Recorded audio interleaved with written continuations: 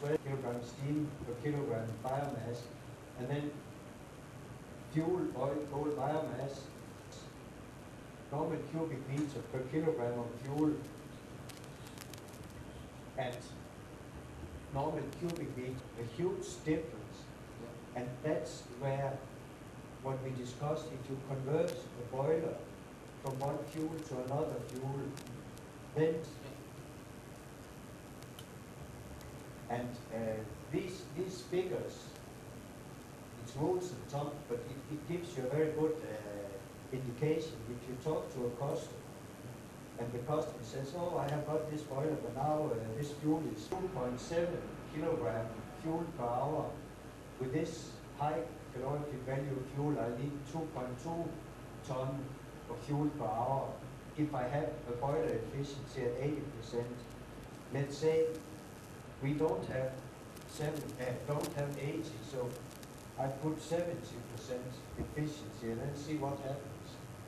Then we change, then we have a higher fuel consumption. Going from,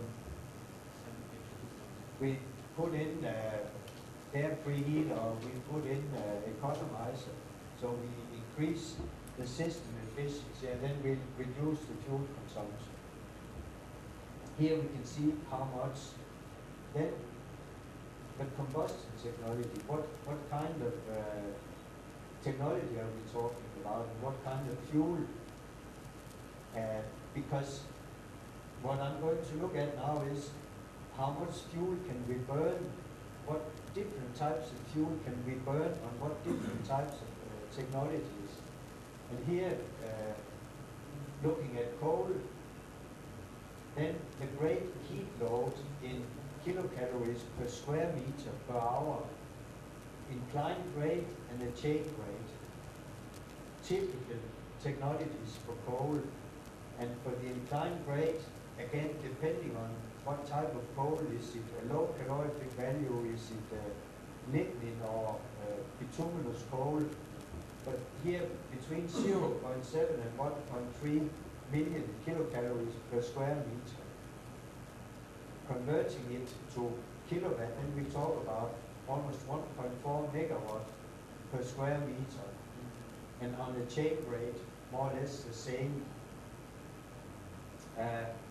For biomass, inclined grade, chain grade, and step grade. And when we look here, you'll see on the step grade, it's less. Inclined grade is very low because it's, I'll show you tomorrow, if you just drop the fuel and then it goes up the gas by gravity. Yes.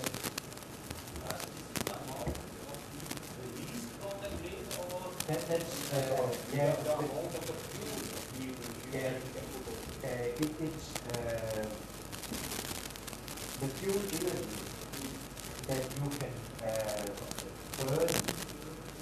The fuel energy you can load on your brake. And here, the inclined brake is not a very efficient system. The reason for the step brake being rather low is because the step brake is basically for moist fuel. If you look at municipal solid waste incineration plants, they're using step brake technology. And municipal solid waste is normally about 50% moisture. And you cannot burn 50% moisture fuel on a chain brake. Or if you do it, it will hard below 1 million kilocalories per square meter per hour. Then, what are the dimensions of the brake? Brake length and brake width. And the brake length should typically be 2.5 times the brake width. There are some maximum dimensions. I made some very big traveling edge rovers for Ford Motor Company in London, and they wanted to burn 24 tons coal per hour in, they call it summer boiler house. I wonder how big the winter boilers were. They were burning 24 tons in the summer. But we couldn't make it on one, but we designed a twin.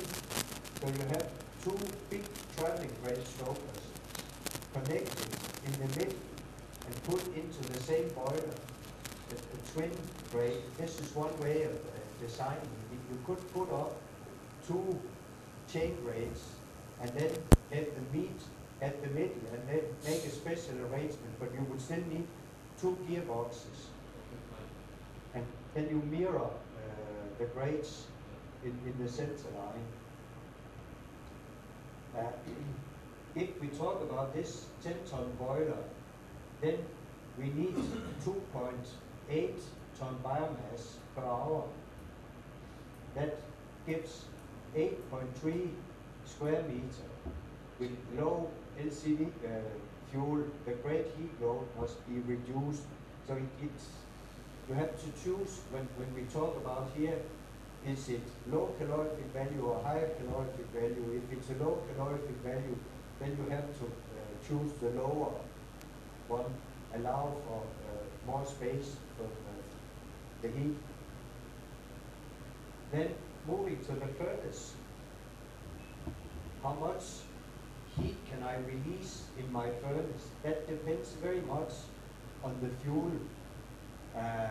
Natural gas up to 550 kilowatt per cubic meter. Oil up to 350. Bituminous coal up to 200. Lignite, you can go much higher because it's pure coal. Biomass and peat 100 to 150. And wood powder in a dust-fired, you can go up very high, and that's where you have to look at scale of economy. With a dust-fired biomass furnace, then you can have a relatively small furnace for your boiler, and you can have high energy in the gas, but it will be high velocity. But investment costs can be low in a dust-fired boiler compared to chain grade.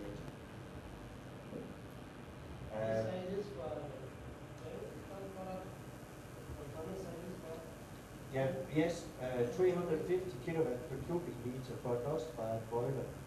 That's very high when we talk about biomass. 150, 200, it's basically double up what you would normally use for design if you use a chain grade or a step grade. Then I found this one here, megawatt per cubic meter for different types of fuel, anthracite, semi-anthracite, bituminous, oil, lignite, and gas. You can use these figures. It should be more or less, it's higher kilowatt per megawatt per cubic meter. It's more or less the same. Lower limit for lignite with softening temperature is lower than 1,350.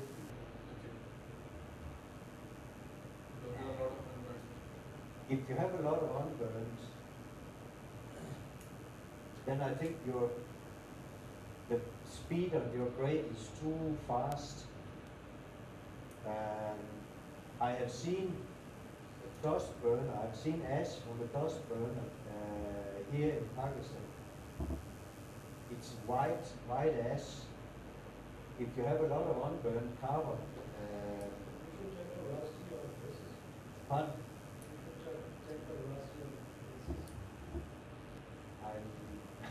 Velocity of gases. Velocity of gases. Yeah, velocity of gases is, but also retention time. Retention time is quite important.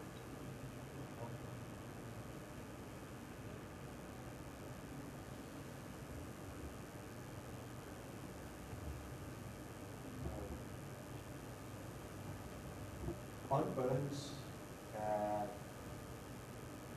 on a chain grade, the whole combustion process, if you burn biomass, whether it's a chain grade or a step grade, the first part, like we saw on the video at YouTube, you evaporate water. Then next step, you start to evaporate volatiles, all the gases in the fuel, and you start burning it. And when you have burnt all the volatiles, then you start to burn the fixed carbon. And that's what's happening at the last part of the combustion. And that means the air supply to the combustion should be different. In the beginning, where you evaporate water, you don't need a lot of primary air, and you also don't need a lot of secondary air, because you're basically just evaporating water. Then the next phase, where you evaporate the volatiles, you only need a little bit of primary air, and then you need a lot of secondary air to burn all the volatiles. And then in the last part of the combustion, you need almost no secondary air, only primary air to burn the fixed carbon. And if this mix is not done correctly, then you might have unburned carbon in the ash. So the difference between a man and a boy is the price of his toy. So when you have a new boiler, start playing with it. Start to see how it reacts when you start changing air, changing the speed on the brake, all the parameters. I was making testing on a boiler in Thailand on a starch mill where they were making starch from cassava, and they were burning rice husk at the same time. From the cassava production, they had the waste product, sludge from the cassava production, that contained about 7% starch, and they were feeding cows and buffaloes with the starch. My wife told me they cannot do this for very long. And asked why? Because the cows and the buffaloes will die because there's not enough nutrients in it. 7% starch is not enough. Then we made testing where we dewatered it, and then we dried it and turned it into powder, and then we used it as fuel together with the rice husk, and it burned like gunpowder. It was really fantastic fuel. But then the people at the mill, when we increased the amount of dried powder, the people said, no, we won't increase any further. Why not? No, because then we have to start to change air supply, and we don't know how to do it. And this is really a mistake. But when you have a boiler, you have to test it, go to the limits, and of course remember the adjustments from the commissioning. When the boiler supplier, he put up the system, adjusted it, keep a note of the adjustment, and then try to move beyond the lower limit and beyond the upper limit to find how the boiler acts on it. And then you can do it with different fuels. Excuse me, sir. We have discussed grades for burning biofuels. Rice husk and other poultry materials, they don't burn so well on camping grades. What about agitated bed combustion? And we have another system, you might have seen here, they call it dumping grades. Have you seen dumping grades somewhere on a boiler? I'm not sure what you mean by dumping grades. But in the case of dumping grades, instead of having traveling grade, they divide the furnace bed into sections, and they have, say, express section which they can tilt. Okay. Hydraulic pressure. Yes. Inclined grades. Inclined Mm. grades. The one Yes. which Okay. told us about inclined grades. Yes. Same. Okay. But what about rice husk and other things that you can't burn so efficiently on traveling grades? And some people recommend agitated bed